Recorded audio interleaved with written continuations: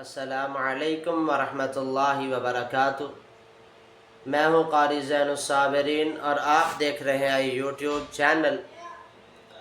ناظرین اکرام، آج ہم بات کریں گے قوم عاد کی۔ وہ قوم جو بت پرستی میں مبتلا ہو گئی تھی، ایک خدا کو چھوڑ کر سینکڑوں خدا بنا لیے تھے، جو اپنے آباء و اجداد کے طریقے پر قائم ہو گئے تھے۔ انہوں نے نبی کو جھٹلا دیا، نافرمانی کی، تو اللہ رب العزت نے اس نافرمانی کی وجہ سے ان پر ایک عذاب بھیجا، ہوا کا عذاب، تیز آندھی کا عذاب۔ اللہ رب العزت نے سورۃ الاعراف کے اندر قوم عاد کا تذکرہ کیا۔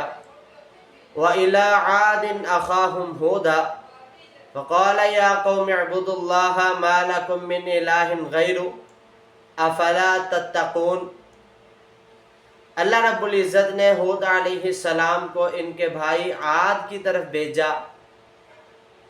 انہوں نے اپنی قوم سے کہا، اعبدوا اللہ ما لکم من الہ غیرہ، اللہ تعالیٰ کی عبادت کرو، اس کے سوا کوئی تمہارا معبود نہیں۔ افلا تتقون، سو کیا تم ڈرتے نہیں؟ قوم عاد یمن اور الاحفاف میں رہائش پذیر تھے۔ اللہ رب العزت نے ان کو بہت ساری نعمتوں سے نوازا تھا، عیش و عشرت کی زندگی گزار رہے تھے۔ ان لوگوں نے پہاڑوں کو تراش تراش کر اونچے اونچے محل تیار کر رہے تھے۔ یہ پہاڑوں کے اندر اپنے اونچے اونچے محلوں کے اندر رہا کرتے تھے۔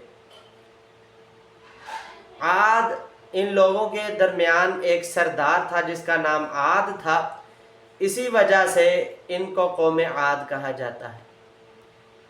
حضرت نوح علیہ السلام کے بیٹے کا ایک نام سام، حضرت سام تھا۔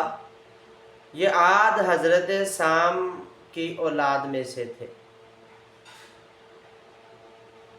اب قوم عاد نے بت پرستی شروع کر دی، سینکڑوں بت بنا لیے، ایک اللہ کو چھوڑ کر، ایک خدا کو چھوڑ کر اپنے پتھروں کے بنائے ہوئے بتوں کی پوجا کرنا شروع کر دی۔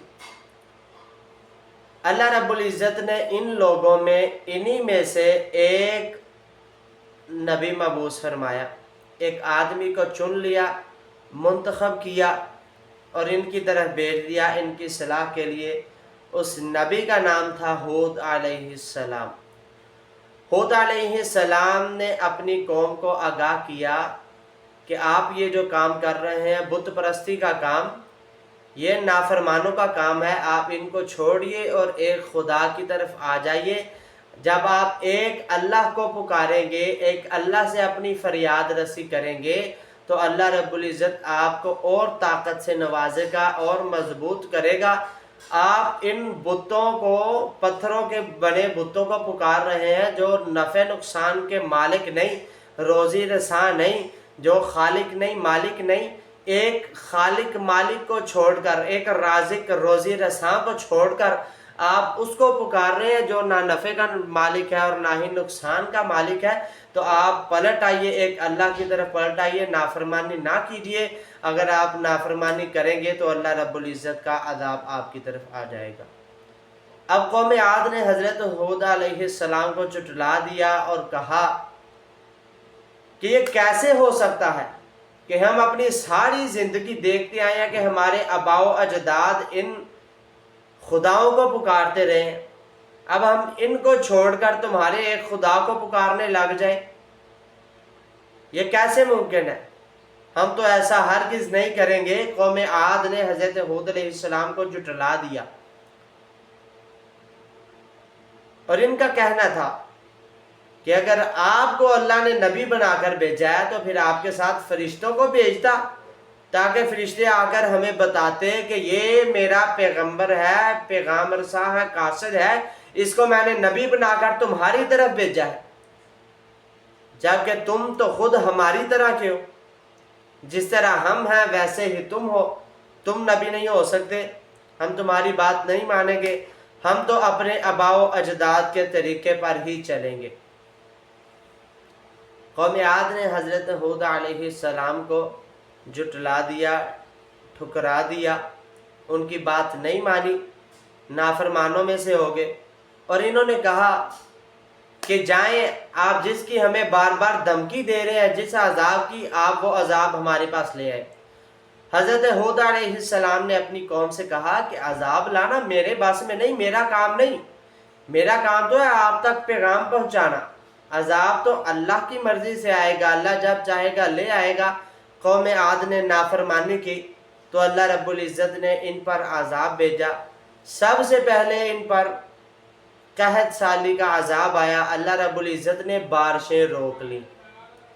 بارشیں جب رک گئیں، کھیتیاں خشک ہو گئیں، جانور پیاسے ہو گئے، یہ خود بھی پیاسے ہو گئے، تو قحط سالی کا ان پر زیادہ اثر نہ ہوا، تو پھر اللہ رب العزت نے ان پر تیز آندھی کا طوفان بھیجا، تیز ہوا چلا دی، جو 8 دن اور 7 راتیں ان پر آئی۔ اب ہوا کا عذاب، تیز آندھی کا عذاب، یہ لوگ اپنے محلوں میں داخل ہو گئے، تیز آندھی ہوا ان کے محلوں کے اندر داخل ہوتی اور یہ لوگ دیواروں سے ٹکراتے ہوئے باہر آ جاتے اور باہر آ کر مر جاتے۔ اس طرح اللہ رب العزت کا ان پر عذاب آیا اور اسی طرح قوم عاد تباہ ہو گئی۔ تو اللہ رب العزت نے فرمایا کہ یہ قوم عذاب آنے کے بعد اس طرح ہو گئی جیسے کھجور کا تنا زمین پر پڑا ہوتا ہے۔ تو ناظرین کرام، یہ تھا قوم عاد کا واقعہ۔ ہود علیہ السلام کو جس قوم کی طرف بھیجا گیا تھا اس قوم کا نام ہے قوم عاد۔ اللہ رب العزت نے اس واقعے کو، اس قصے کو قرآن پاک کے اندر بیان کیا تاکہ آنے والی قوم، آنے والی امت، آنے والی نسلیں، آنے والے لوگ اس واقعے سے، اس قصے سے عبرت حاصل کر لیں۔